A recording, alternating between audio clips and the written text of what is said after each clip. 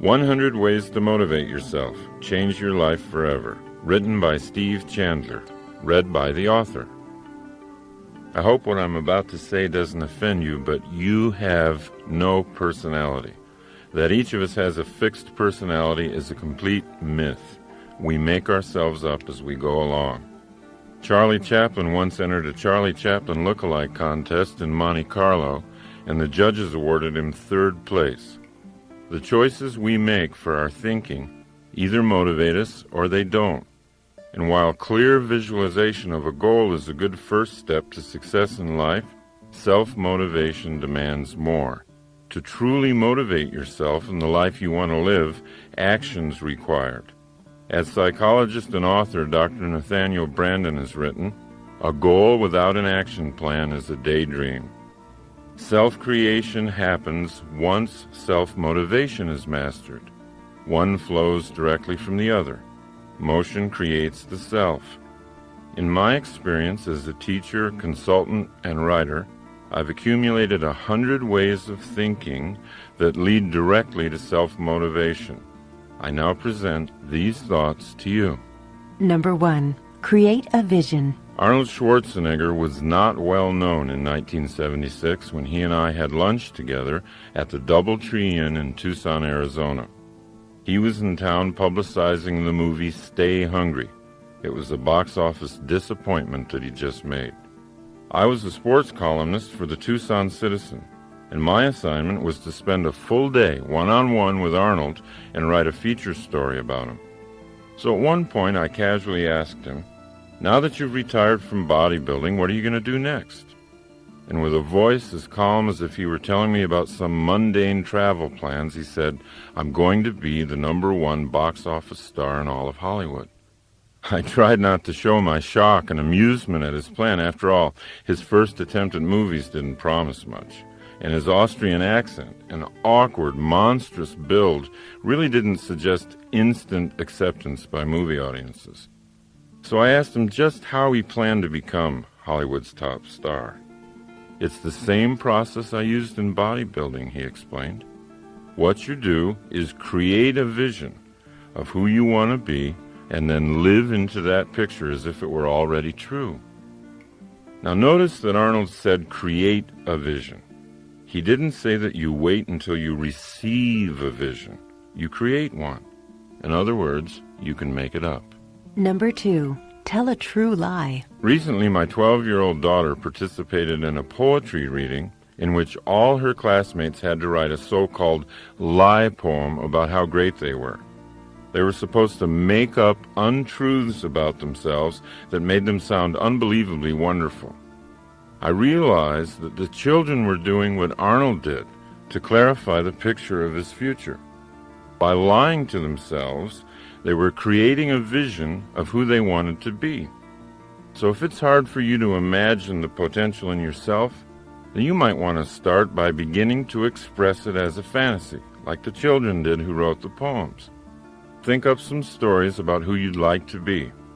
Without a picture of your highest self, you can't live into that self. Number 3. Leave your comfort zone. Our society encourages us to seek comfort, and yet only challenge will test our skills and make us better. Only challenge and the self-motivation to engage the challenge will really transform us. And every challenge we face creates a more skillful self. So it's up to you to constantly look for challenges to motivate yourself. And it's up to you to notice when you're buried alive in a comfort zone. Then break free and fly away. Number 4. Find your key. I used to have the feeling that everyone else in life had been issued an instruction book on how to make life work, and I, for some reason, wasn't there when they passed the books out. Still struggling in my mid-30s with a pessimistic outlook and no sense of purpose, I voiced my frustration once to a friend of mine, Dr. Michael Killebrew. He recommended a book to me. The name of the book was The Master Key to Riches by Napoleon Hill. What the book actually did was a lot more than increase my earning capacity, although by practicing the principles in the book, my earnings did double in less than a year. Hill's advice ultimately sparked a fire in me that changed my entire attitude toward life. Without fully understanding it, I was engaging in the process of completely rebuilding my own thinking. I was, thought by thought, replacing the old cynical and passive orientation to life with a new, optimistic and energetic attitude. So what was this master key to riches? Napoleon Hill tells us in his book, quote, "The great master key to riches is nothing more or less than the self-discipline necessary to help you take full and complete possession of your own mind. Remember, it is profoundly significant that the only thing over which you have complete control is your own mental attitude." Maybe the Hill book won't be your own key, but I promise you that you'll find your own instruction book if you keep looking. You'll find it when you're ready to seek. It's out there, waiting for you. Number 5. Plan your work. Many of us think we're too depressed right now to start on a new course of self-creation, or we're too upset. But Napoleon Hill says that's the perfect time to learn life's most important rule. There is one unbeatable rule for the mastery of sorrows and disappointments, he says, and that's the transmutation of those emotional frustrations through definitely planned work. It's a rule which has no equal. Once we get the picture of who we want to be, definitely planned work is the path to self-motivation. Definitely planned work contains the energy of purpose. 1 hour of planning saves 3 hours of execution. Most of us don't take the time to plan for an hour. We don't understand that it'll be the most productive hour we spend. Instead, we wander into the workplace and react to crises, and ironically, most crises are a result of a failure to plan. Well, it is impossible to work passionately with a sense of purpose and feel depressed at the same time. Successfully planned work will motivate you to do more and more than you ever thought possible. Number 6. Move your goalposts. Most people are surprised to learn that the reason they're not getting what they want in life is because their major goals are too small and too vague, and therefore have no power. Your major goal will not be reached if it fails to excite your imagination. What really increases motivation is the setting of a large and specific power goal. A power goal is a dream that drives you. People who have created power goals are living on purpose. They know what they're up to in life. How can you tell if you've got a big enough and real enough power goal? Simply observe the effect your goal has on you. It's not what a goal is that matters. It's what a goal does. Number 7. Dribble with your other hand. If you've ever coached kids who play basketball, you know that most of them have a tendency to dribble with only one hand, the one attached to their dominant arm. When you notice a child doing this, you might call him aside and say, "Hey, Billy, you're dribbling with one hand. The defender can easily defend you. Your options are cut off. You need to dribble with your other hand, so that can't happen." At which point, Billy says, "I can't." Billy, it's not that you can't. It's that you haven't. Then you explain to Billy that his other hand can dribble just as well if he logs enough bounces. It's just the simple formation of a habit. After enough practice dribbling with his other hand, Billy begins to learn you were right. And the same principle is true for reprogramming your own habits of thinking. Thinking is just like bouncing the ball. On the one hand, you can think pessimistically and build that side of you up. It's just a matter of repeating the bounces. On the other hand, you can think optimistically, one thought at a time, and build that side up. The overall pattern won't change after just a few positive bounces of the ball, but you do change, one thought at a time. Number 8. Play your character. How you act is who you become. Consider these thoughts from Star Trek's Leonard Nimoy. Quote, "Spock had a big effect on me. I'm so much more Spock-like today than when I first played the part in 1965 that you wouldn't recognize me. I'm not talking about appearance, but thought processes. Doing that character, I learned so much about rational, logical thought that it reshaped my life. Now, just like Spock, we too can gain energy and inspiration by doing the character we want to be. We can become who we act like we are. Number 9.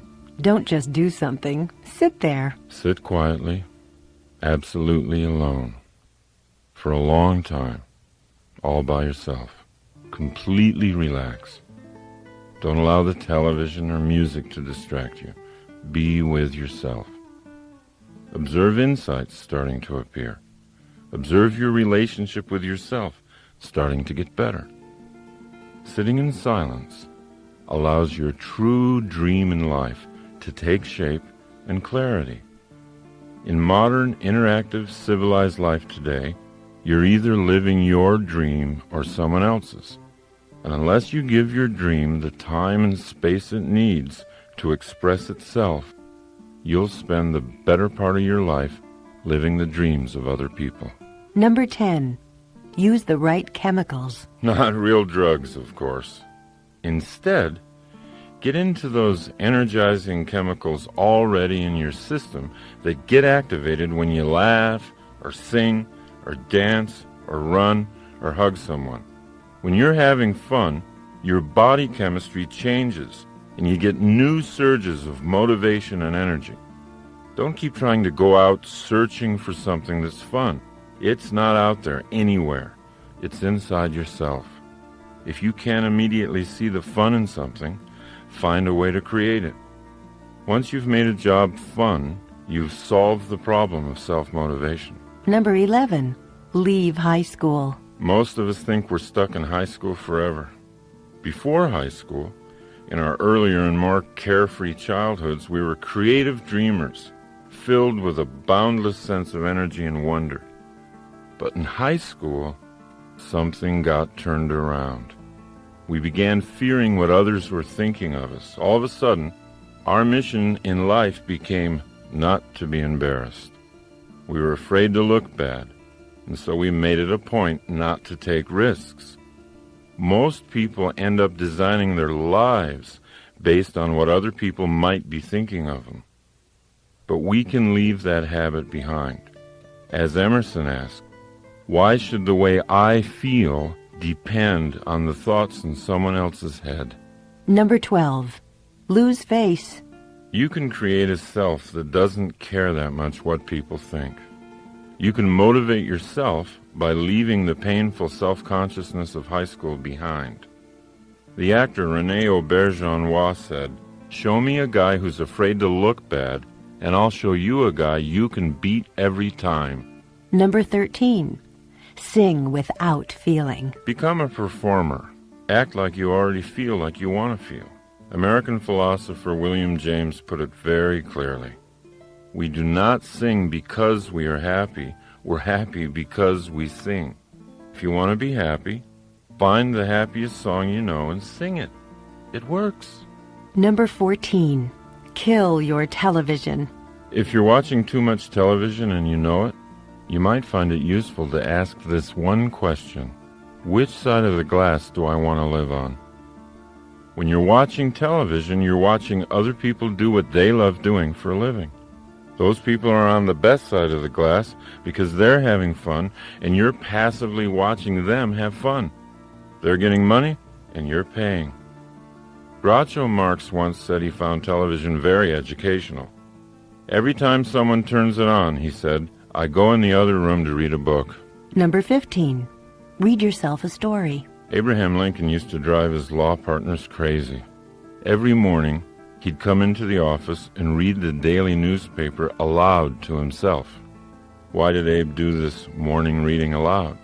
He'd discovered that he remembered twice as much when he read aloud than when he read silently.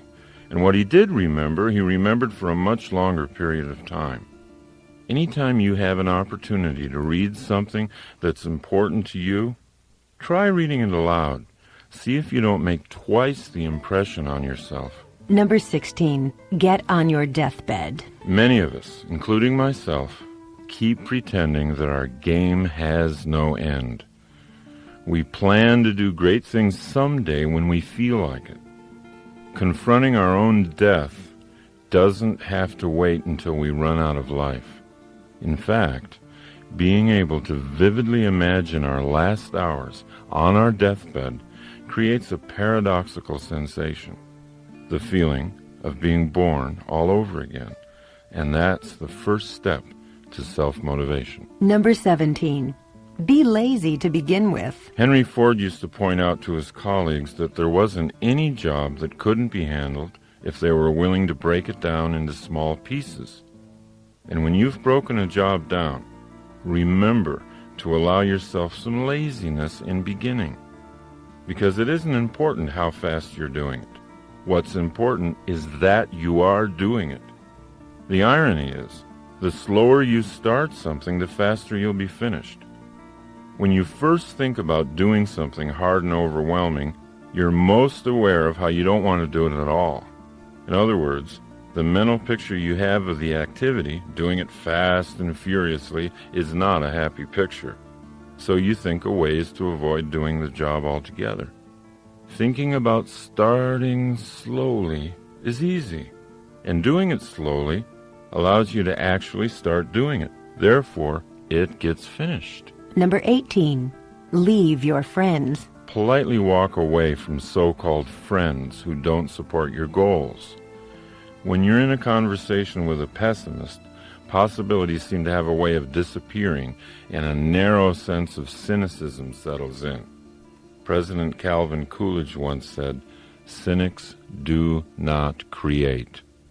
Everyone knows that enthusiasm for life is contagious, and being in a conversation with an optimist opens us up to see more and more of life's possibilities. Number 19, plan your game. Design your own life's game plan. Let the game respond to you rather than the other way around. Be like Bill Walsh, the former head coach of the San Francisco 49ers. Everybody thought he was a kind of eccentric because of how extensively he planned his plays in advance of each game. Most coaches would wait to see how the game unfolded, then respond with plays that seemed appropriate. Not Bill Walsh. Walsh would pace the sidelines with a big sheet of plays that his team was going to run no matter what. He wanted the game to respond to him.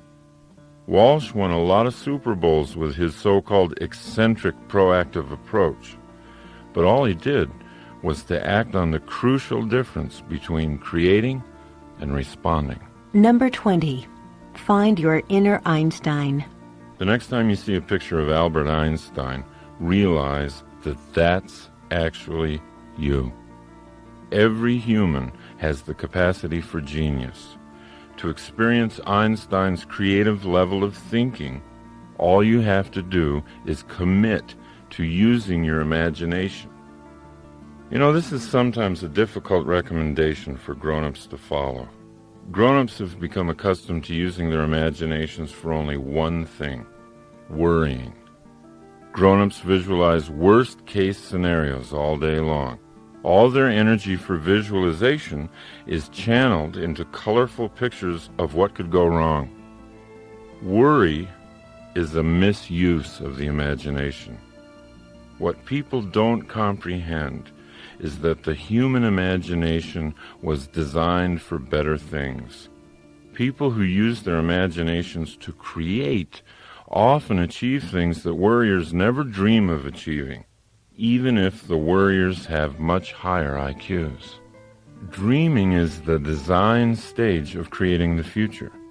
Imagine yourself living a motivated life. Number 21, feel good first. Most people think they'll feel good once they reach some goal. They think happiness is out there somewhere. The problem with putting off feeling good about yourself until you hit a certain goal is that it might never happen. By linking happiness to something you don't have yet, you're denying your power to create it for yourself in the moment. Your happiness is your birthright. It shouldn't depend on your achieving something. Start by claiming it and using it to make your journey fun all the way and not just fun at the end. Number 22. Run toward your fear. The world's best kept secret is that on the other side of your fear, there's something safe and beneficial waiting for you. If you work through even a small fear, you'll increase the confidence you have in your ability to create your life. General George Patton said, "Fear kills more people than death. Death kills us but once, and we usually don't even know it.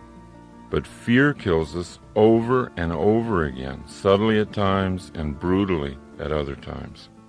The rush we get after running through the waterfall of fear is the most energizing feeling in the world. If you're ever in an undermotivated mood, find something you fear and do it, and watch what happens." Number 23. Just the unexpected. Most people don't see themselves as being creative, but we all are. And one of the reasons we don't see ourselves that way is that we normally associate being creative with being original. But creativity has nothing to do with originality, and it has everything to do with simply being unexpected. So if you're willing to accept that you are creative, you can begin to cultivate that side of yourself. You can start coming up with all kinds of unexpected solutions to the challenges that life throws at you. Number 24. Create your relationships. The Italian artist Luciano de Crescenzo said, "We are each of us angels with only one wing, so we can only fly embracing each other." And we can't create our truest selves without creating relationships in the process. Relationships are everywhere. In relationships, most of us think with our emotions, not our minds. But anytime you take a relationship problem up into the mind, you have unlimited opportunities to get creative. Conversely, when you send a relationship problem down the elevator into the heart, the gut, you risk staying stuck in that problem forever. This doesn't mean that you shouldn't feel anything. Feel everything. Notice your feelings, but don't think with your feelings. When there's a relationship problem to be solved, travel up the ladder to the most creative you. You'll soon realize that you create the relationships you have in your life. They don't just happen to you. Number 25. Be where you are. Most of us don't ever focus. We constantly feel a certain amount of psychic chaos because we're always trying to think of too many things at once.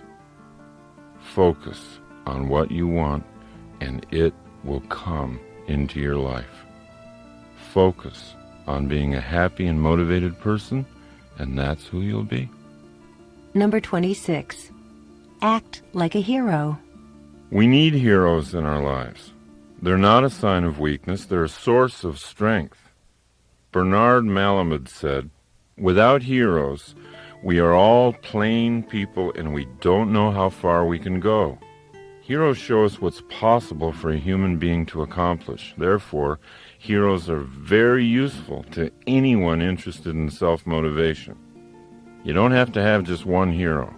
Choose a number of them. Put their pictures up. Become an expert in their lives. Collect books about them.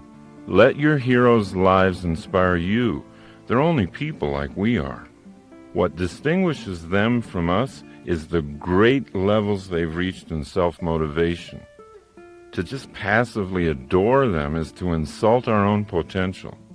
Instead of looking up to our heroes, it's much more beneficial to look into them. Number 27. Accept your willpower. You know, a lot of people say, "I don't have any willpower." But if you think you have no willpower, you're undermining your own success. Everyone has willpower. To be listening to this program, you've got to have willpower. The first step in developing your willpower is to accept its existence. The second step is to know that your willpower, like a muscle in your arm, is yours to develop.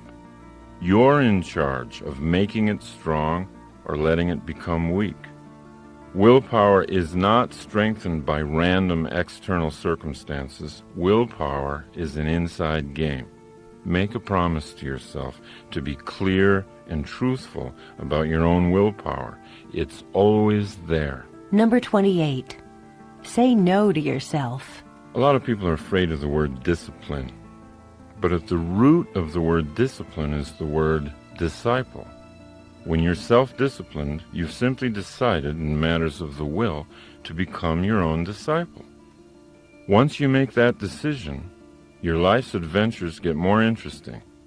You start to see yourself as a stronger person. You gain self-respect. Psychologist Abraham Heschel said, "Self-respect is the fruit of discipline. The sense of dignity grows with the ability to say no to oneself." Emerson said that when we say no to a temptation, the power of that temptation passes into our willpower. And William James recommended that we do at least 2 things every day that we don't want to do. By doing this, we stay powerfully aware of our own willpower. Number 29. Make new word connections. If you associate the word willpower with negative things such as harsh self-denial and punishment, you'll weaken your resolve to build it. Now, to increase your resolve, it's really useful to think of new word connections. For example, to weightlifters, failure is success. Unless they lift a weight to a point of failure, their muscles aren't growing. So they've programmed themselves through repetition to use the word failure in a positive sense. Language leads to power. So be conscious of the creative potential of all the language you use, and then guide that language in the direction of more personal power. Number 30.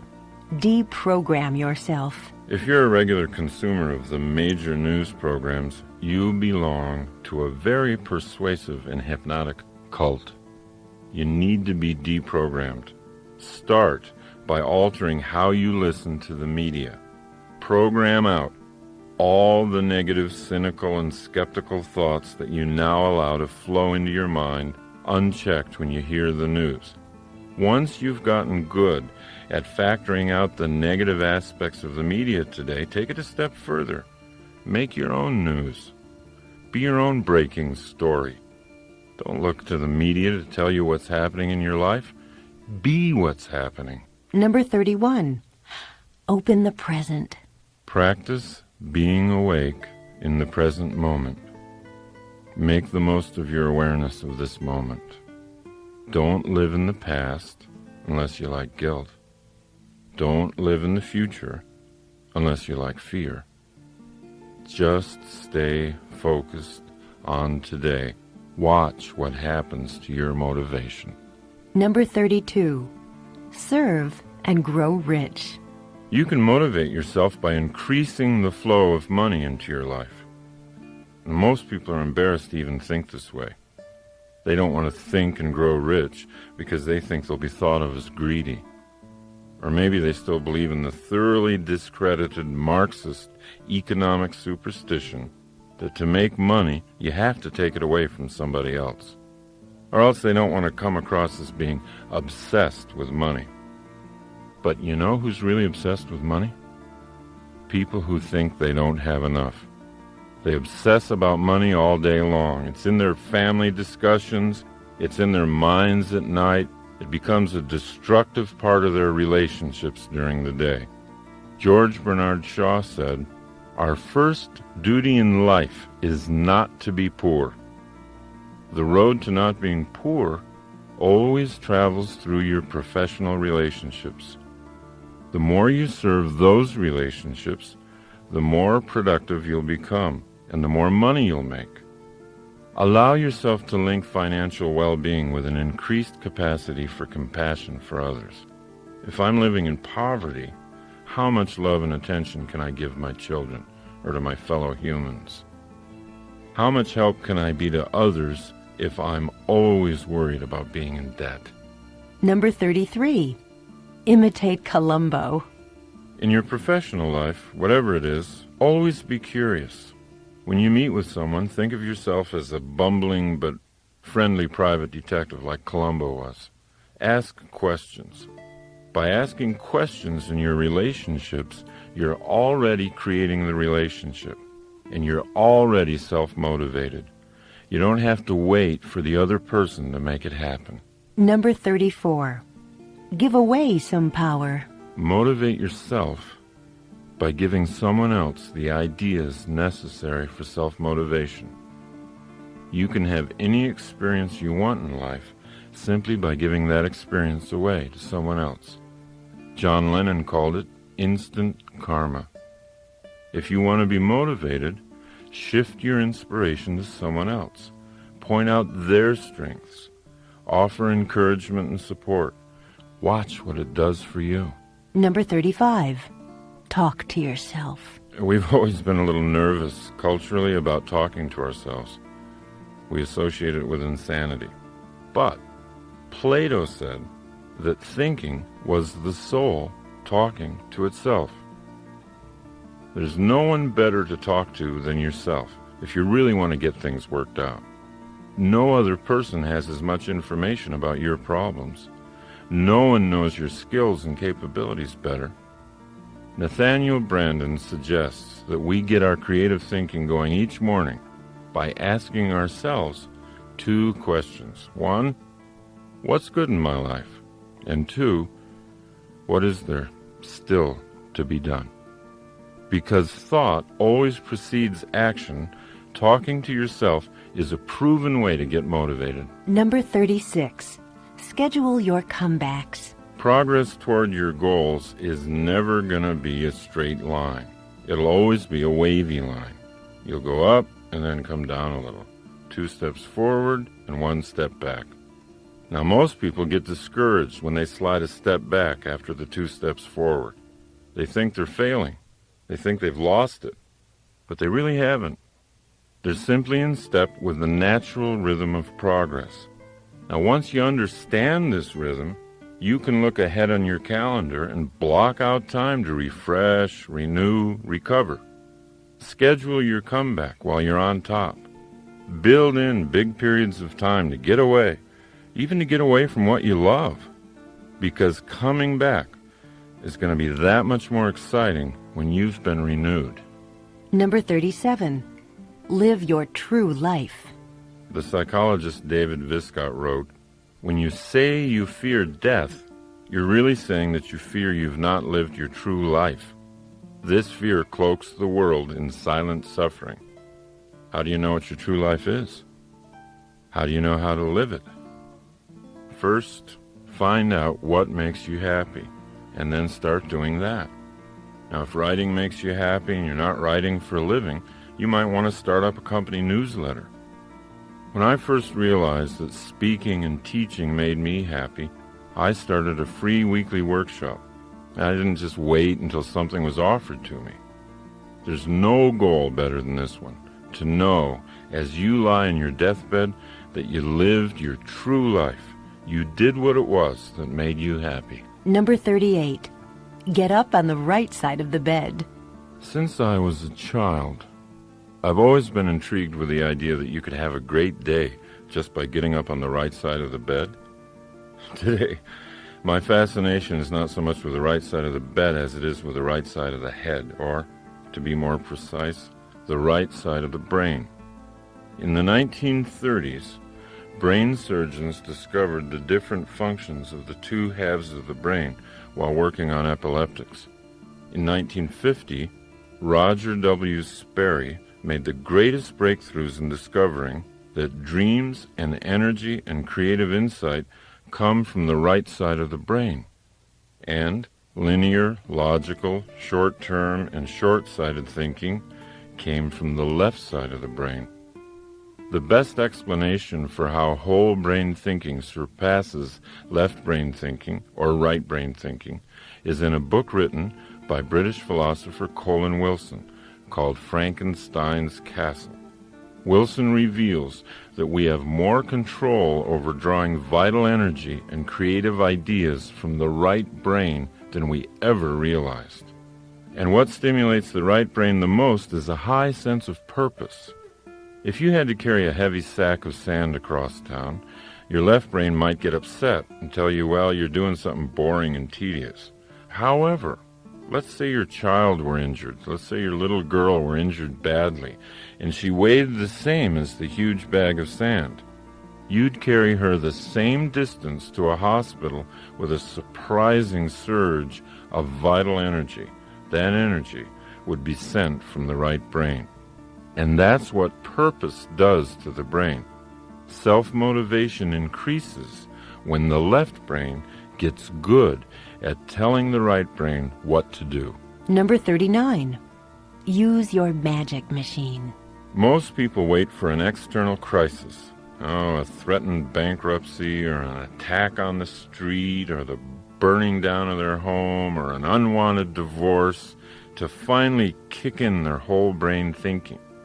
But that leads to a life of reaction rather than creation. The 3 best ways to activate whole brain thinking are through goal setting, joyful work, and revitalizing play. So rather than wait for some external crisis to appear, you can create an internal challenge of your own. Goals and games. Goals and games motivate you more than anything else in the world. Number 40. Get your stars out. Terry Hill, the New York writer, has been a friend of mine since the 6th grade, and he gives lectures and seminars on creativity. His advice to his audiences on the subject of creativity is from J.D. Salinger, and that is, make sure you get your stars out. And this is another way of saying, let the universe that is in you shine freely. Don't try too hard to force things. Just get your stars out and let them shine. Number 41. Be a finisher. Do you want to know where fatigue really comes from? It doesn't come from working too hard. All the research shows that fatigue comes from not finishing your work. William James once wrote, "Nothing is so fatiguing as the hanging on of an uncompleted task." I was giving a self-motivation seminar recently. During one of the breaks, a man came up to me and he said, "Hey, you know what? My problem is I never seem to finish anything. I'm always off onto something before anything's completed." He then asked whether I could give him some affirmations that might alter this. So I said, "Do you think affirmations are what you need? I mean, if you had to learn to use a computer, could you do it by sitting on your couch and repeating the affirmation, 'I know how to use a computer. I'm great at using computers. I'm a wizard on a computer'?" He admitted that affirmations would probably have no effect on his ability to use a computer. So the best way to change your belief system is to change the truth about you, I told him. To believe that you're a good finisher, you've got to build a personal record of finishing tasks. He followed my suggestions, and he followed them with great enthusiasm. He bought a notebook, and at the top of the first page he wrote, "Things I've finished."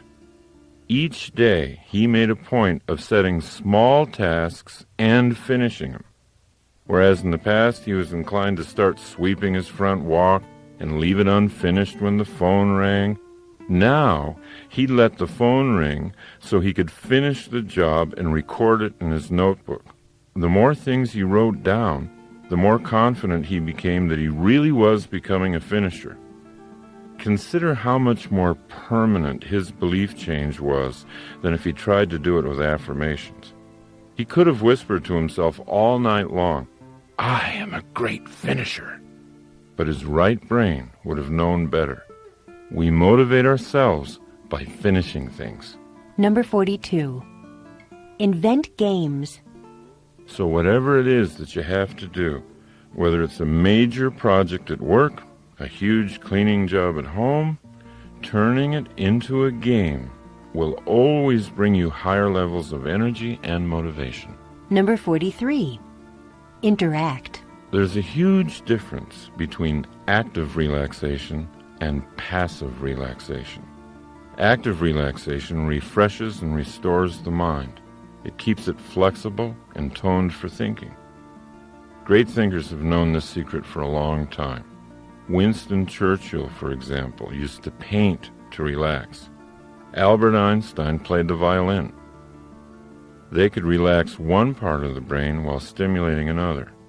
When they returned to workaday pursuits, they were fresher and sharper than ever. Most of us simply deaden the mind in order to relax. We rent mindless videos or read tabloids, we drink, we smoke, we eat until we're foggy and bloated. The problem with this form of relaxation is that it dulls our creativity and it makes it hard to come back into consciousness. But when we find ways to link thinking to recreation, our lives get richer. We become players in the game of life and not just spectators. Number 44.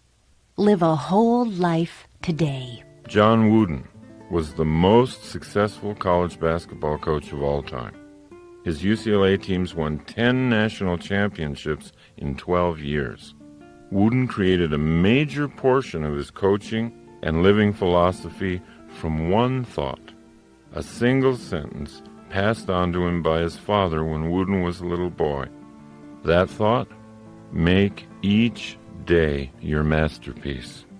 While other coaches would try to gear their players to some kind of important game in the future, Wooden always focused on today.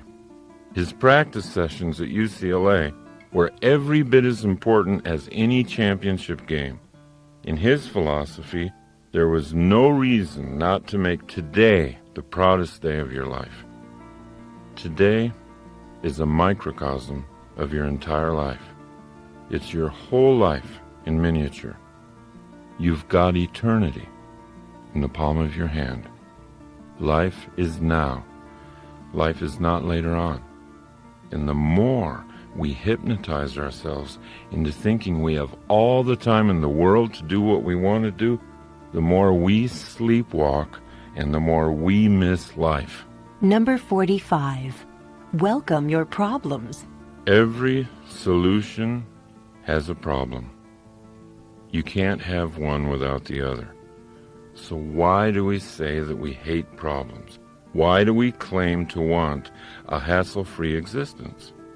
Deep down, where our wisdom lives, we know that problems are not to be feared. Problems are simply tough games for the athletes of the mind, and true athletes always want to get a game going. If you learn to love the opportunities your problems present, then your motivational energy will always rise. Every solution has a problem. Number 46. Drive a library. One of the greatest opportunities for motivating yourself today lies in the way you use your drive time. With the huge variety of audio tapes now available, you can use your time on the road to educate and motivate yourself at the same time. Maybe that's where you're listening to this tape right now. If we leave what we think about to chance, or to an R-rated rock disc jockey, then we lose a large measure of control over our own minds. Audio cassette learning is one of the surest ways to reprogram your subconscious mind. It's one of the best ways to design an action-oriented belief system, the kind you need to inspire ongoing self-motivation. Number 47. Rewind your thoughts. Perhaps you've noted some idea in this program or some recent book you've read that you want to hold on to. Even a single phrase, if you place it prominently in your home or in your office, can have a huge impact on your life. So write things down. Put things up. Write down what motivates you and put it up where you can see it. Number 48. Make yourself up. One of the ways to get started creating goals and action plans is just make them up like you did as a kid. Think of creating in simpler terms than that. Think of it as something that all humans do very easily. The French physician Émile Coué said, "Always think of what you have to do as easy, and it will be." Number 49. Get small. Most people participating in the free enterprise system have become thoroughly convinced of the power of setting large and specific long-range goals for themselves. Career goals, yearly goals, and monthly performance goals are always on the mind of a person with ambition. But many people overlook altogether the power of small goals. Goals set during the day that give energy to the day and a sense of achieving a lot of small wins along the way. By increasing your conscious use of small objectives, you'll see the larger objectives coming into reality much faster than you thought they would. Number 50. Get out of the box. All of us tend to look at our challenges from inside a box. We take what we've done in the past and put it in front of our eyes and then try to envision what we call the future. But you see, that restricts our future. With that kind of restricted view, the best the future could possibly be is a new and better past. Great motivational energy occurs when we get out of that box and realize that the possibilities for creative ideas are infinite. To create the best possible future for yourself, don't try to look at it through a box containing your own past. Create the future from nothing.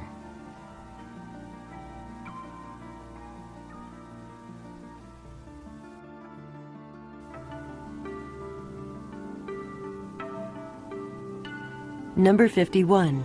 Advertise to yourself.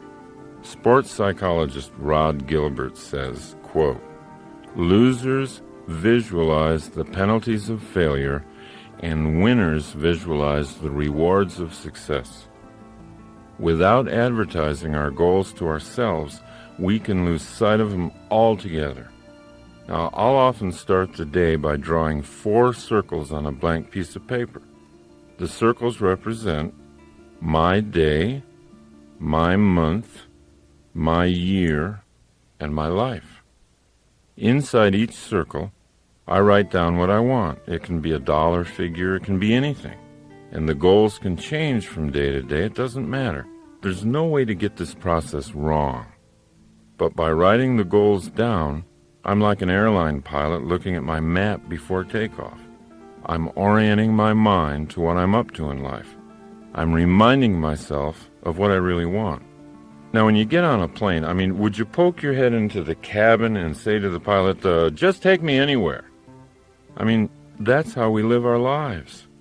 That's how we live our lives when we don't make a map. Number 52. Don't stop thinking. Motivation comes from thought. Everything we do begins with a thought. And when we quit thinking, we lose the motivation to act. We eventually slip into pessimism, and the pessimism leads to even less thinking, and so it goes. A downward spiral of negativity and passivity, feeding on each other. Pessimists think so negatively about doing the whole thing perfectly that they end up doing nothing and becoming passive. Whereas the optimist always does a little something, always takes an action, always feels like progress is being made. Pessimists continually use their imaginations to visualize worst-case scenarios, and then concluding that those scenarios are so hopeless that there's no cause for action. Therefore, pessimism always leads to passivity. Optimists agree with Colin Wilson's point of view. He said, imagination should be used not to escape from reality, but to create it. Begin the habit in yourself of saying no to negativity. When negative thoughts start their argument in your mind, which they always do, even for optimists, don't stop thinking. Real creative thinking is going to lead to optimism, and optimism is always self-motivating. Number 53. Debate your dark side. Negative thinking is something we all do. The difference between the person who's primarily optimistic and the person who's primarily pessimistic is that the optimist learns to become a good debater. Once you become thoroughly aware of the effectiveness of optimism in your life, you can learn to debate your pessimistic thoughts. If you catch yourself brooding, worrying, thinking pessimistically about an issue, build a case for the optimistic view. Pretend you're an attorney whose job it is to prove the pessimist in you is wrong. If you really want to open up your life, go optimistic. Number 54. Make use of trouble. I think all of us have heard so many stories, so many incidents where bad events, looking back, in retrospect, were strokes of great fortune. A person who breaks her leg skiing, meets a doctor in the hospital, falls in love, marries him, has a happy life. What seemed horrible turns out to be unexpectedly great. We begin to see the truth in what Richard Bach says. Every problem carries a gift inside it. Now, by choosing to make use of seemingly bad events, by asking yourself, how can I use this? What might be good about this? You can get to the gift inside your problem a lot more quickly. Number 55. Learn to brainstorm by yourself. So, try this. Put a goal on the top of a page, and then put numbers 1 through 20 on that page and begin your brainstorming session. List 20 ideas. They don't have to be well thought out. They don't have to be reasonable. Give yourself permission to flow. Your only objective is to have 20 ideas scrawled down within a certain period of time. If you do this for 1 week, you'll end up with 100 ideas. Are they all usable? No, of course not, but who cares? When you began the process, you probably didn't have any usable ideas. Number 56. Create your own voice. There have been times when I've been told that I am lucky to have a good speaking voice. Many people are impressed. Sometimes I don't even use a microphone. I speak to hundreds of people in the audience, boom out to them. And people will say, boy, you've been blessed with a powerful set of vocal cords. I have to tell you, it's not true.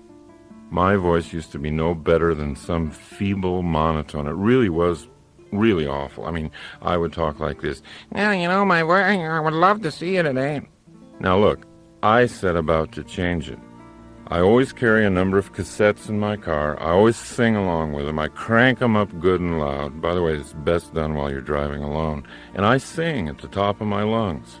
I make certain I do it every day, even when I don't feel like singing.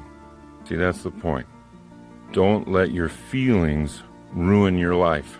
Keep thinking, strategize, plan. You can create anything you want. You can even create your own voice. Number 57. Live on the frontier. We've always had a real fascination with America's frontier days. Shows like Little House on the Prairie, movies like Dances with Wolves. It reflects a real yearning for those adventurous times. Now, what's really exciting about today is that a new frontier is here. The technological explosion, our entry into the information age, have created a situation in which employers are no longer interested in our job histories. At least it's not as much as they used to be. What are they interested in? Right now, our current capabilities. For example, let's say my company's trying to enter the Chinese market to sell its software, and you, at age 70, can speak fluent Chinese, know all about software, and have energy and zest for success. How can I afford not to hire you? Times have changed. This is the new frontier. It's all about what you can do, not about what you've done. Number 58. Replace your habits. Self-motivation is much more difficult to achieve when we're held back mentally by certain bad habits. But here's the catch. Bad habits can't be gotten rid of because they exist for good reasons. They're there to do something for us, even if that something ends up being self-destructive. You see, down deep, even a bad habit is trying to make us operate better. That's why bad habits have to be transformed and built upon. They can't be killed. They can't be eliminated. We have to go to the beneficial impulse that drives the habit and then build on that to make the habit grow from something bad into something good. What we then achieve is habit replacement. Now, where bad habits are concerned, replacement is the only thing that works. I've known people who quit smoking without even intending to. Maybe they took up running, some form of aerobic exercise. And soon, the breathing and relaxation they were getting from the exercise made smoking feel so bad to their bodies they quit. They quit smoking because they'd introduced a replacement. Subconsciously, you don't even think your habit is bad because it's fulfilling a perceived need. So the way to strengthen yourself is to identify the need and build on it. Honor the need by replacing the current habit with one that's healthier and more effective for you. Number 59. Paint your day. Self-motivation is much more difficult to achieve when we're held back mentally by certain bad habits. When you wake up, try picturing your day as a blank artist's canvas. Ask yourself, who's the artist today? Me or blind circumstance? If you choose to be the artist, how do you want to paint your day? Number 60.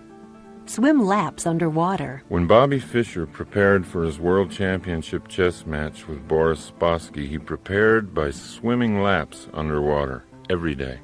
He knew that as the chess matches wore on into the late hours, the player with the most oxygen going to his brain would have the mental advantage. So he built his brain by building his lungs. Sometimes all you need is the air that you breathe just to motivate yourself. Going for a run or a walk or simply deep breathing gives the brain the fuel it feeds on, and motivation comes easy. Number 61. Get some coaching. After a disappointing round on the golf course, Jack Nicklaus would often take a golf lesson. When I first heard about this, I said to myself, who could give Jack Nicklaus a lesson in golf? But that was before I ever really understood the value of coaching. And then a young business consultant named Steve Hardison taught me something. Nicklaus takes a lesson, not because his coach is a better player, but because his coach can stand back from Nicklaus and see his moves objectively. So, if coaching is appropriate for your golf or tennis game, it could also be appropriate for the game of life. Ask someone you admire to be honest with you and coach you for a while.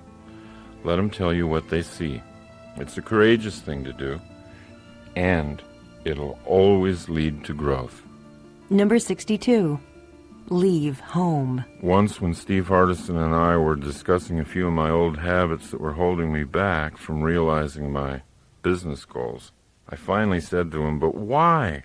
Why do I do those things? I mean, if I know they hold me back, why do I continue to do them?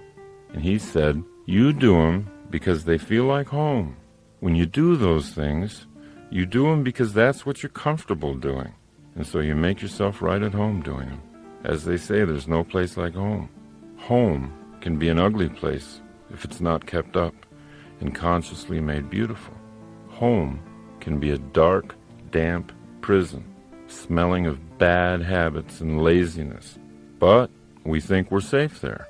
However, when we inspect the worn-out house more closely, we can see that the safety we think we're experiencing is pure self-limitation. Now, you might want to identify the habits that keep you trapped. Identify what you've decided is your final personality, for example. Understand that it might be a hasty construction built only to keep you safe from risk and growth. See, once you've done that, you can leave. You can leave home.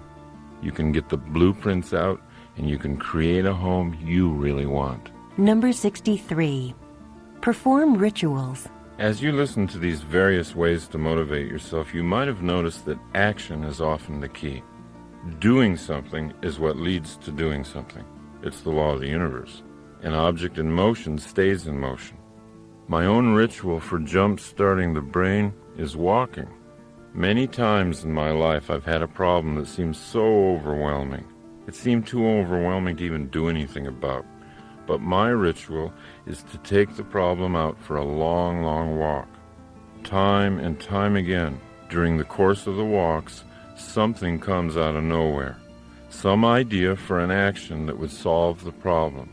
So try making up a ritual for yourself, anything that will act as a self-starter. Rituals will have you in action before you feel like getting into action. Rituals always override your built-in laziness. They always get you motivated in a predictable, controllable way. Number 64. Start your life over. If you catch yourself thinking that you're too old to do something you want to do, please recognize that you're now listening to the pessimistic voice inside of you. It's the voice of a liar. Talk back. Remind the voice of all the people in life who've started their lives over again at any age they wanted to. John Houseman, the Emmy Award-winning actor in The Paper Chase, he started acting professionally when he was 73 years old. Don't listen to the voice inside. You can start your life over right now. Number 65. Keep all your promises. One way I used to motivate myself was to make some unreasonable promise. To go to someone I cared about, either personally or professionally, and promise something really big. Something that'll take all the effort and creativity I had to make it happen. But, there were times when those huge promises I made weren't kept, and I realized over the years it's not really an intelligent way to self-motivate. Today I'll make commitments to other people, but they're commitments that I know I can keep. But to motivate myself, I've replaced promising others with setting goals inside myself. The power of goals is that they can be outrageous, they can be huge, and they can free up really wild possibility thinking. Without setting large goals internally, what I tend to do is just live a life of things that I think I have to do. Number 66. Give some luck away. Basketball coach John Wooden used to say, "You cannot live a perfect day without doing something for someone who will never be able to repay you." I agree with that. And there's a way to make sure you can't be repaid. That's doing something for someone who won't even know who did it. Now this gets into a theory I've had all my life, and that is you can create luck. You can create luck in your life by giving it away. See if you can't begin creating your own luck. Number 67. Draw your universe. If you use my 4-minute 4-circle goal-setting system that I talked about earlier, you can create your own goal-directed universe. Try this. After you wake up in the morning, wipe the sleep from your eyes, sit down with a pad of paper, and draw 4 circles. Now these are your own planets. Label the first circle, lifelong dream. Your lifelong dream might be to save, $500,000 for your retirement years. So put that number in your life circle. Then look at the next planet in your solar system, circle 2. That circle you're going to label my year. What do you need to save in the next 12 months in order to be on course to hit your life savings goal? Now that you've got your first 2 circles filled with a number, move to the third circle, my month. What would you have to save each month to hit your year's goal? Then put that number down and go to the final circle, my day. What would you need to do today that if you repeated it every day would ensure a successful month? You can't help but see that each circle, if done successfully, guarantees the success of the next circle. If you hit your daily goal every day, your monthly goal is automatically hit. In fact, you don't even have to worry about it. And if your monthly goal is reached, the yearly goal has to happen. It's mathematical. And if your yearly goals are hit, the lifelong goal cannot not be reached. Then you can see, proven for you, that your life and your day are the same thing. You can create your own universe any way you like. The system itself is not the motivator. Your understanding of your responsibility to be a creative planner, that's what the motivator is. Number 68. Get up a game. If you're really interested in motivation, there's nothing more fun than competition. Competition has a bad name these days. It shouldn't. It teaches you the valuable lesson that no matter how good you are, there's always somebody better than you. That's a lesson in humility everybody needs. And it teaches you that by trying to beat somebody else, you reach for more inside of you. Trying to beat somebody else puts the game back into life, and if it's done optimistically, it gives energy to both competitors. It teaches sportsmanship, and it gives you a benchmark for measuring your own growth. So in your life, let the games begin. Have fun winning and losing. And when someone has insulted you or underrated you, don't just get even, get better. Use your victory, not to hurt them, but to create you. Number 69. Turn your mother down. In Dr. Martin Seligman's studies of optimism and pessimism, he found out a remarkable fact. We first learn how to explain the world to ourselves from our parents, and more specifically, our mothers. I'm quoting from Dr. Seligman. Young children listen to what their primary caretaker, usually the mother, says about causes, and they tend to make this style their own. If the child has an optimistic mother, this is great, but it can be a disaster for the child if the child has a pessimistic mother. Fortunately, Seligman's studies show that the disaster only needs to be temporary, that optimism can be learned at any age. Now, it's not self-motivating to blame mom if you find yourself to be a pessimist. Blaming someone never self-motivates because it strengthens the belief that your life is being shaped by forces outside yourself. Love your mom. She learned her pessimism from her mother. But change yourself. Number 70. Face the sun. Helen Keller wrote, "When you face the sun, the shadows always fall behind you." This was Helen Keller's poetic way of recommending optimistic thinking. What you look at, what you face, grows in your life. What you ignore falls behind you. But if you turn and look only at the shadows, they become your life. Number 71. Look inside. Most of us wait to find out who we are from impressions and opinions we get from other people. "Oh, do you really think I'm good at that?" we ask. Somebody compliments us. If we're persuaded that they're being honest and have made a good case, we might alter our self-image upward.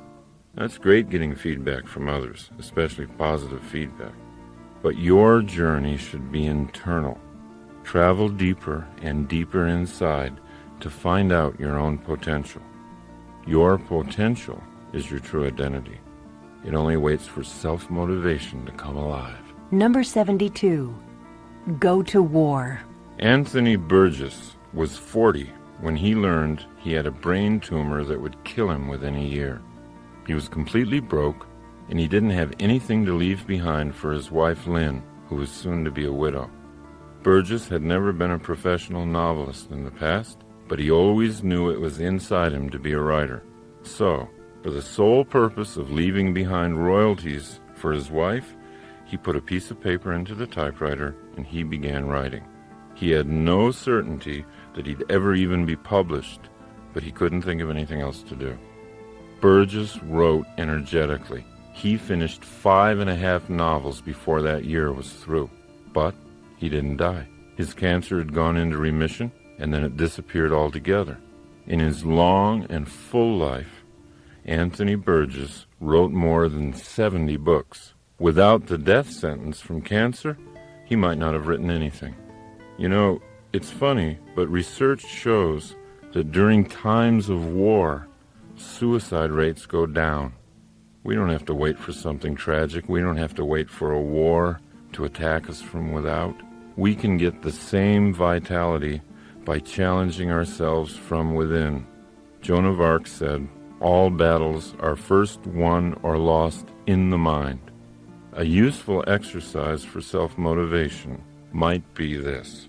Ask yourself, what would you do if you had Anthony Burgess's original predicament? If I had just a year to live, how would I live differently? What exactly would I do? That question can inspire surprising thoughts. It can reveal skills inside you that you're not using today. Number 73. Make small change. When I first began working on self-motivation a long time ago, I'd go through all kinds of emotional mood swings. I'd get really high on the idea of who I could be. I'd set out to change myself overnight. and then my old habits would pull me right back to who I used to be, then I'd become demoralized. Later in my life, I finally caught on to the idea that great things are often created slowly. Great paintings, great buildings. So why couldn't great people be created slowly? So if you're willing to see yourself as a masterpiece in progress, then you'll love small changes. You'll be excited by a tiny thing you did differently today. If you want a stronger body and you took the stairs instead of the elevator, celebrate. You're moving in the direction of self-creation. Number 74. Do something badly. Sometimes we don't do things because we're not sure we can do them well. We feel we're not in the mood or at the right energy level to do the task we have to, so we put it off or wait for inspiration to arrive. We're so afraid to do things until we're sure we'll do them well, we don't do anything. This is the source of all writer's block, by the way. This tendency led G.K. Chesterton to say, if a thing is worth doing, it's worth doing badly. If you're not motivated to do something you know you need to do, just decide to do it badly. Add a little self-deprecating humor. Be comically bad at what you're doing, and then enjoy what happens to you once you're in the process. Number 75. Be a visioneer. A few years ago, I began working with motivational speaker and author Dr. Dennis Deaton, and he allowed me to learn and even teach his principles of visioneering, which he defines as engineering dreams into reality by the use of active mental imaging. The principle is this: you can't do anything that you can't picture yourself doing. Visioneering is just another word for picturing yourself. Once you make the picturing process conscious and deliberate, you begin to create the self you want to be. Number 76. Shine your light. Chesterton used to say that taking things lightly was the most spiritually advanced thing you could do to improve your effectiveness in life. After all, said Chesterton, it's because God's angels take themselves so lightly that they're able to fly. And if his angels take themselves that lightly, imagine how much more lightly he takes himself. Your own motivational level will always be lifted with humor. Anytime you're stuck, ask yourself to take things lightly. Ask yourself to come up with some funny solutions. Laughter will destroy all limits to your thinking. When you're laughing, you're open to anything. Number 77. Be a list writer. Never hesitate to sit down with yourself and make lists. The more you write down what it is you want, the more you can dictate your own future. A goal gains power when you write it down, and it gains more power every time you write it down. Now, we're always looking for motivation in what others have written. But if you become a creative list maker, you'll learn how to motivate yourself by what you've written. Number 78. Be the change. Don't try to change other people. It doesn't work. You'll waste your life trying. We talk to our children for hours about how we think they should change. But children don't learn from what we say. They learn from what we do. By being what you want them to be, you can lead by inspiration. What you tell people to do often goes right by them. Who you are doesn't. The change in you is contagious. When you yourself change, watch how the people around you change. Number 79. See the gold. In every circumstance, we can look for the gold or we can look for the filth. And what we look for, we'll find. Opportunities are like those subatomic quantum particles that come into existence only when they're seen by an observer. Your opportunities will multiply when, and only when, you choose to see them. Number 80. Simplify.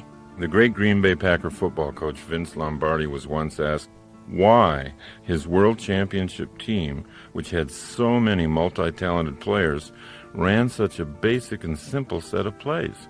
It's hard to be aggressive, he answered, when you're confused.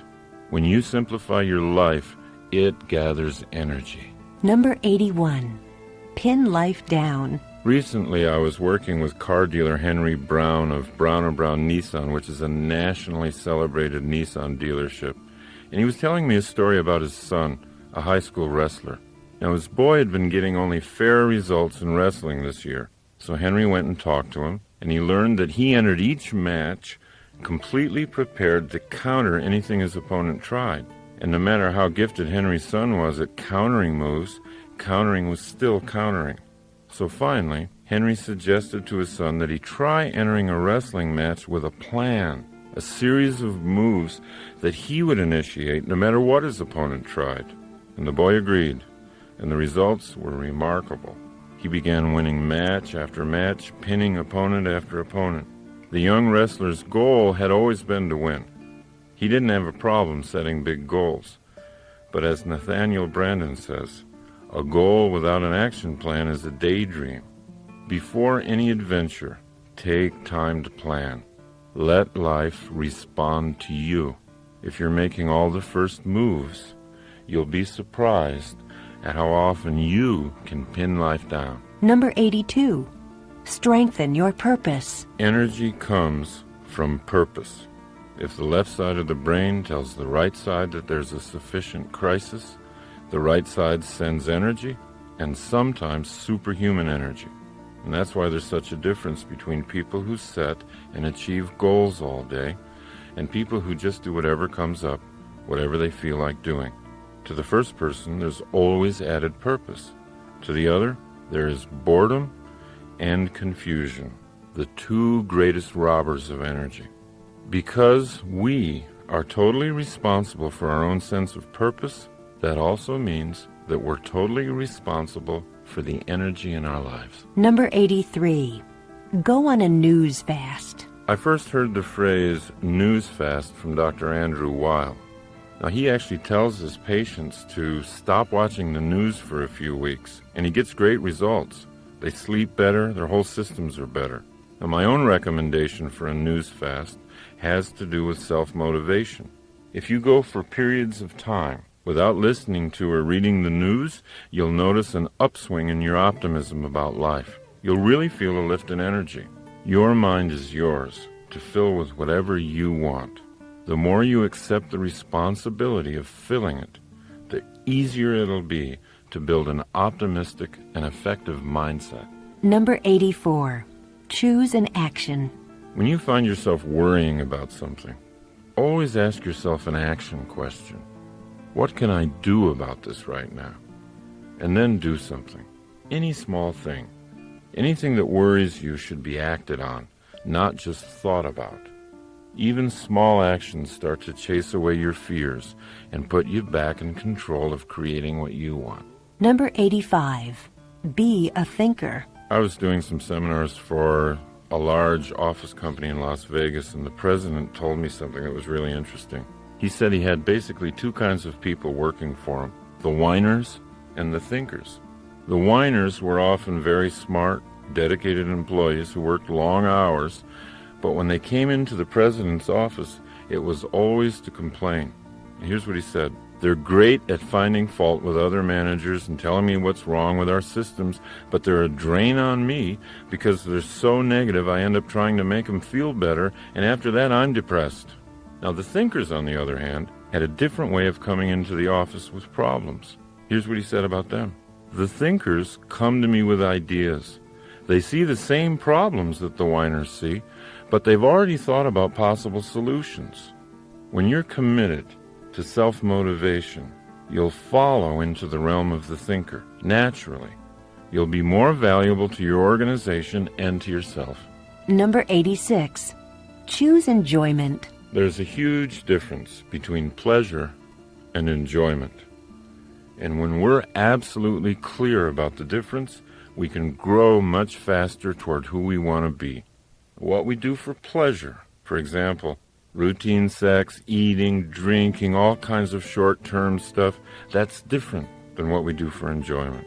Enjoyment always involves the use of a skill, and it always involves facing a challenge. Things like sailing, gardening, golfing, any kind of activity like that involving skills meeting a challenge result in enjoyment. People who get clear on the difference begin to know how to consciously put more enjoyment into their lives. Number 87. Read mystery novels. The person with the highest IQ ever measured, Marilyn Vos Savant, recommends mystery novels as brain builders. Here's what she says. Not only is this exercise fun, but it's good for you. I'm not talking about violent thrillers or police procedural novels, but instead, I'm directing you to those elegant, clue-filled, intelligent mysteries solved by drawing conclusions, not guns." Unquote. Marilyn Vos Savant believes strongly that the brain can be built as surely and as quickly as the muscles of the body. So the next time you feel like curling up with a good mystery, don't feel guilty. You might be doing the most productive thing you've done all day. Number 88. Express your thoughts. Go ahead and feel your feelings. But when it's time to talk, be thoughtful and express your thoughts. Number 89. Use your weaknesses. Make a list of your strengths and your weaknesses on separate pieces of paper. Place the list of strengths somewhere where you'll see it again, because just looking at it will always pick you up. Now, look at your list of so-called weaknesses and study them for a while. Stay with it until you feel no shame or guilt about them. Allow them to become interesting characteristics instead of anything negative. Ask yourself how each characteristic could be useful to you. When Arnold Schwarzenegger became a professional actor, he had a weakness: his thick Austrian accent.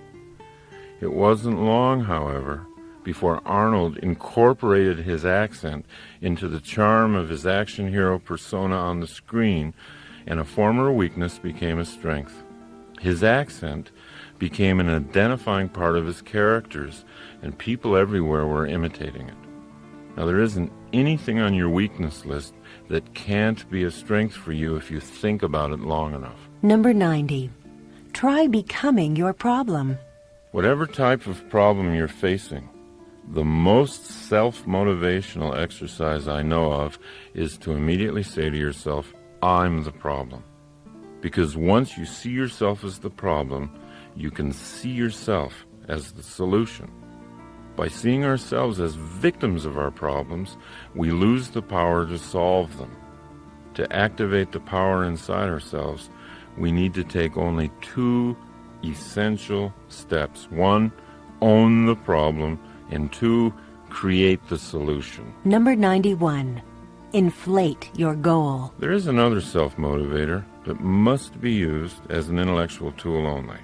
Take a certain goal of yours and double it, or triple it, or multiply it by 10, and then ask yourself, quite seriously, what would you have to do to achieve that new goal? Now, I've often used this method for self-motivation with myself. If I have a goal of signing, say, 2 seminar contracts in the next 3 weeks, I'll often get out a pad of paper and ask, how would I get 10 contracts signed in 3 weeks? It always puts me at a different level of thinking. And because I'm solving the problem of 10, I always get at least 2. Remember, it's just a self-contained game, not a promise to anybody else. But it is a game that's fun to play. Why? Because it works. Number 92. Come to your own rescue. There are 2 ideas that are contained in the work of psychotherapists Nathaniel and Devers Brandon that have helped me incredibly. Here's the first one. You can't leave a place you've never been. And here's the other one. No one is coming. I used to believe I could run from all my frightening thoughts and beliefs about myself. But all that ever did was create deeper internal fears and conflicts. What I really needed was to get all my fears into the sunshine and demystify them. Once I systematically began to do that, I was able to dismantle the fears like a bomb squad does to a bomb. Acceptance and full consciousness of those fears was the place I'd never been. Once I was in that place, I could leave. Now, the notion that no one's coming was more terrifying. That idea sounded too much like abandonment. Many of us, even as grown-ups, devise very elaborate and subtle variations of the theme, "I want my mommy." The Brandons showed me that I could be much happier, much more effective, if I valued independence and self-responsibility above dependency on someone else. So when you accept the idea that no one's coming, it's actually a very powerful moment, because it means that you're enough. You can handle your problems yourself. You can grow. You can get strong. You can generate your own happiness. And paradoxically, from that position of independence, truly great relationships can be built, because they're not based on dependency. They're not based on fear. They're based on mutual independence and love. See how much better you are at self-motivation once you've begun to celebrate the news that you're enough. Number 93. Push your own buttons. Motivation never has to be accidental. Any form of motivation. A lot of people like to motivate themselves musically, for example. But you don't have to wait for hours until a certain song comes on the radio that picks up your spirits. You can control what songs you hear. If there's certain songs that always lift you up, create a greatest motivational hits tape for yourself. You've got much more control over your environment than you've ever realized. Learn how to push your own buttons. Number 94. Strengthen your rehearsal. The harder you are on yourself, the easier life is on you. There isn't anything life can challenge you with that you can't challenge yourself with in advance. You can set yourself up to succeed. If you have to make a presentation in front of someone who scares you, you can always rehearse it first in front of someone who scares you more. If you've got something hard to do and you're hesitant to do it, pick out something even harder and do that first. Watch what it does to your self-motivation going into the real challenge. Number 95. Improve your vision. Robert Fritz said, "It's not what a vision is, it's what a vision does." So what does your vision do? Does it give you energy? Does it make you smile? When you're tired, does it take you that extra mile? A vision should be judged by these criteria. The criteria of power and effectiveness. In other words, what does it do? What do you want to bring into being? If your vision isn't giving you energy, then picture another one. Keep at it until you develop a vision that's so colorful and so clear it puts you in action just to think about it. Number 96. Build your power base. The more awake you are, the more conscious you are, and the more you pay attention to how your own efforts at self-motivation are succeeding, the more powerful you'll become. Your knowledge of self-motivation is power in and of itself. Respect your knowledge and build on it. Number 97. Link truth to beauty. To me, the best case for honesty is how beautiful it is, how clean and clear it makes the journey from current reality to the dream. Truth leads you to a more confident level in your relationships with others and with yourself. It diminishes fear. It increases your sense of personal mastery. Lies, half-truths, they'll always weigh you down, whereas truth will clear up your thinking and give you the energy and clarity needed for self-motivation. Number 98. Take no for a question. Ask the universe for what you want. Don't take no for an answer. Take no for a question. When you ask for something and it's denied to you, imagine that the no you heard is really the question. Can't you be more creative than that? Never accept no at face value. Let rejection motivate you to get more creative. Number 99. Walk with love and death. Whenever I need to get through something, face something, or create a courageous kind of action plan, I always take long walks. When I walk long and far enough, a solution always appears. I eventually get oriented to the most creative course of action. Andrew Weil, in his book Spontaneous Healing, says, when you walk, the movement of your limbs is cross-patterned, The right leg and left arm move forward at the same time, then the left leg and right arm. This type of movement generates electrical activity in the brain that has a harmonizing influence on the central nervous system, a special benefit of walking that you don't necessarily get from other kinds of exercise. I call it a walk with love because love and fear are opposites. Most people think love and hate are opposites, but they're not. The ultimate creativity occurs from a spirit of love. Love is always creative, and fear is always destructive. And I call it a walk with death, because it's only the acceptance and awareness of my own death that gives my life the clarity it needs to be exciting. Take your own challenges out for a walk. Feel your self-motivation growing inside you. Feel the electricity in your brain. Feel it harmonize with your central nervous system. You'll soon know for a fact that you do have what it takes. You can walk courage into existence. Number 100. Buy yourself flowers.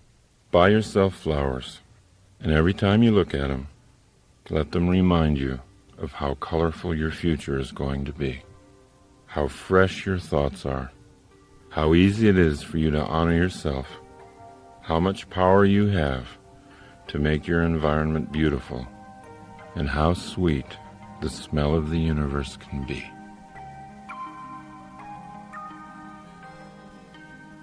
This has been a Highbridge audio presentation.